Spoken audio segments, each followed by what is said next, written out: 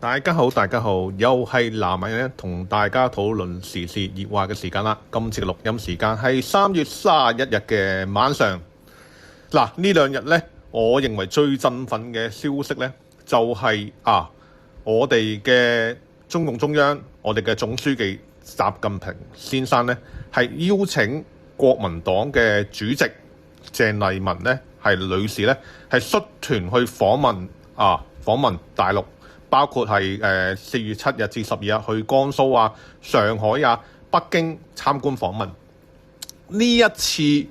嘅呢個咁嘅訪問咧，可以話係意義重大，因為對上一次國民黨有高層去到大陸進行訪問，已經係10年前小辣椒洪秀柱嘅時候啦。而呢10年發生咗咩事啊？咪就係民進黨當局倒行逆施令到兩岸關係非常緊張。我哋兩岸本來係一家人，本來係親人，但係正因為咧係民進黨嘅去中國化、搞台獨，結果整到咧大家咧係關係緊張。再出現嘅咧就係話多次嘅圍台軍演令到兩岸咧嘅交流咧可以話係斷斷續續，大受影響㗎。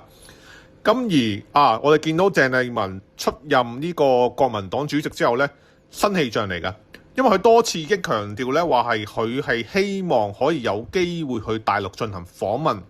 而呢一次中共中央嘅善意呢，可以話係對於呢係鄭麗文呢個願望嘅一個同埋期盼嘅一個回應。而鄭麗文談及今次參訪大陸嘅行程呢，亦都話咧反映咗咧係一個台灣嘅主流民意嘅殷殷期盼由前國民黨嘅主席連戰馬英九訪問大陸到佢今次嘅行程，都係基於九二嘅共識，反對台獨嘅共同政治基礎。喺呢一個政治基礎上呢，國民黨係有佢嘅責任，要向台灣人民同埋全世界證明，兩岸唔需要兵凶戰危，唔需要兵凶戰危，可以憑住自己嘅智慧同努力呢，都能夠走出和平嘅康莊大道。台灣有選擇嘅，究竟係一個令下一代幸福嘅選擇，定係另下一代要陷入兵凶戰危嘅選擇？鄭麗文用佢嘅說話同大家講咗，用佢嘅選擇行動同大家講咗，就係話佢希望揀嘅係一個和平嘅兩岸關係，共同推進嘅兩岸關係。而喺呢個基礎上咧，南亞人認為咧，呢一次可以話係一次歷史嘅機遇。如果鄭麗文佢真係有格局，佢甚至能成為中華民族一個好偉大名留青史嘅人物。大家都知道，而家兩岸嘅統一進程，主動權已經掌握喺大陸手上。而究竟喺呢個過程之中，咩模式、咩個進程係會唔會引起一啲傷害？呢一樣嘢就要靠台灣民眾自己嘅一個覺醒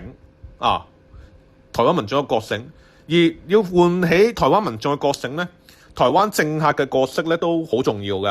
而鄭麗文佢擔任國民黨主席之後呢，就係煥然一新。我哋希望佢呢種煥然一新呢，唔係一種單純嘅表態，或者單純嘅一種係為咗取悅選民而作出嘅一個表面行動，而係真正能明知艱難，因為我南亞人唔會講大話嘅，即係唔會話哇統一好容易啫，因為原來所有台灣人支持。其實而家台灣好多民眾受到誤導之下呢，出現迷惘。而鄭麗文佢嘅角色就係話佢點樣喺呢個位置之中發揮佢最大嘅一個說服力，去令到島內即係台灣島內咧點樣跳出呢個藍綠惡鬥嘅小格局，而係去到民族復興嘅大邏輯嚟思考問題。如果佢能夠將呢個謀求統一推動成為推動統一呢個進程，咁佢就有可能成為一個名留青史嘅關鍵人物，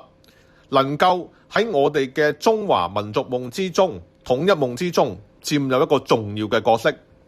所以我哋希望南亞喺度呼籲，如果同意南亞觀點嘅朋友，都能夠呼籲鄭麗文把握今次嘅歷史機遇，我哋讀歷史嘅都知道，國共有超過2次嘅國共合作嚇。我哋希望呢一次嘅國共合作係可以為我哋嘅中華民族呢個所謂嘅兩岸分治嘅局面帶來一個結束，係真正能夠踏上一個統一嘅進程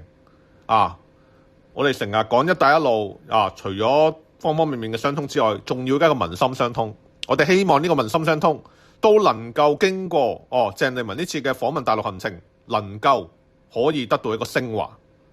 今集要同大家講嘅差唔多啦，希望大家如果都支持統一和平統一，就希望大家都能夠給予鄭麗文一個呼籲，就係話佢要把握今次嘅歷史機遇，跳出藍綠惡鬥嘅小格局，以民族復興嘅大邏輯去思考問題，希望佢作出理智嘅選擇，成為一個名留青史嘅關鍵人物。今集要講嘅差唔多啦，下一集再同大家討論其他時事熱話，再見。